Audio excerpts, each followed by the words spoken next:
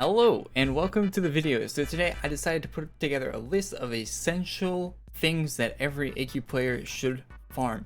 Imagine if you're a veteran player, you have farmed everything on this list before and are continuing to farming the things that will be on this list. But if you're a newer player or you're coming back making a new account, these are the things that you would need to catch up on and you should have. And these things are things that people that have played for a long time might not even have because they take too long to farm and other reasons, of course, like yeah. So let's get into the list. In this video, I won't be going into depth onto how to specifically farm, like where to farm, how to farm the items. If you want more information on the items, look them up on the wiki. Would recommend. It's an official in-game mechanic these days. So yeah, really good tool to find out where they are. In future videos, I might go more in depth in explaining how to do that. So let me know if you like that sort of thing in these kind of videos. But yeah, for this one, it's just going to be a list. Number 5, first up on the list, this is how you interact with the game. How your character interacts with things in the game, and 90% of the time, it's through a class. So classes are the thing you probably want to farm for if you don't have the one you want. VHL, Legion Revenant, Yami, Ronin, and Dragon of Time, now that it actually got buffed, kind of worth farming. Chaos Avenger also on that list. Not as good as some of the other ones you could be getting, but those are all things you should be looking out for to farm. Classes are very important, so yeah, look into that. I have other videos on the channel, like the top 10 class video I uploaded, which would give you a guide on some of the classes you want to farm. Some of them are easy, some of them will take more time. I think Legion Remnant is probably the longest farm out of any class in the game, actually like in-game time. VHL has a bunch of dailies on it, and it requires you to be in the nation. Legion Remnant, of course, requiring the Legion as implied by the name, but those are like the two big ones right now, those two. So if you're looking for a class to farm, maybe pick one of those and go from. Remnant's multi-target and VHL's more single target, especially after the nerf it just received. So yeah, Dragon of Time also really solid multi-target and single target class that got buffed pretty big time recently. So go and farm some classes. That's number 5. Next up at number 4, now that you have a good class, you're going to need a good sword to go with your good class, of course. I'd recommend farming a sword that has damage boost to all. So it'll help with everything that you're farming, of course. So NSOD is a really good option if you have a lot of time to farm.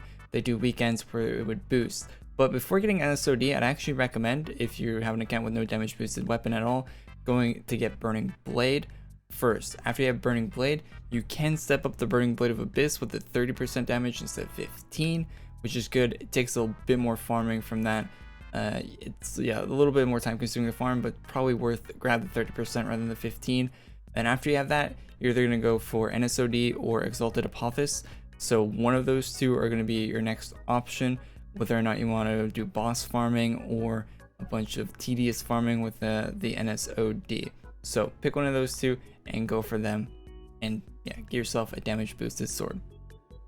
And if it's September, make sure you go pick up Holy Roger. It will stack with the damage boost to all swords, making it an even more insane amount of damage. Very, very useful. Go pick it up if you can.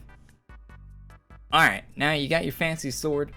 Number 3 is going to help you to do even more damage with your damage boosted sword. You're going to need an enhancement, and to get enhancements unlocked, you need to farm for the Blade of Awe. Once you have farmed for the Blade of Awe, you can come to the museum and talk to the NPC here, Valencia, and she will give you, if you click here, Blade of Awe, enhancements. You can enhance for anything, and they will do a bunch of really unique things, like Health Vamp, being able to steal health from the damage you're doing, Spiral Carve, being able to do more damage with the crits and stuff like that. It's yeah, there's some really, really cool enhancements here. You definitely want to get these. This is definitely something you want to farm. If you don't already have Blade of Awe on your account, you should go and get it right away. Number 2, any item that boosts your rep, gold, class points, XP, earn rate, you need them, you want them.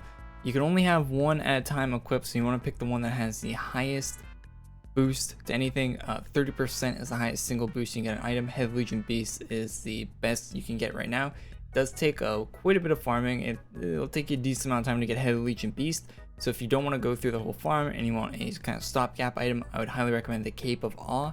Is related to the Blade of Awe, so that's why I put the Blade of Awe on the list first. So yeah, get Blade of Awe. You can get Cape of Awe very easily after you get Blade of Awe. So I would get that first. That's a 25% boost to everything. But Head of Legion Beast has damage boosts on top of that as well. So more for humans and dragons, which is 40%, which is better than Poly Roger. So having Head of Legion Beast is 10% more than Poly Roger for damage boosts to undead and humans, and as well as the 30% to everything. Really highly recommend farming this if you don't already have it.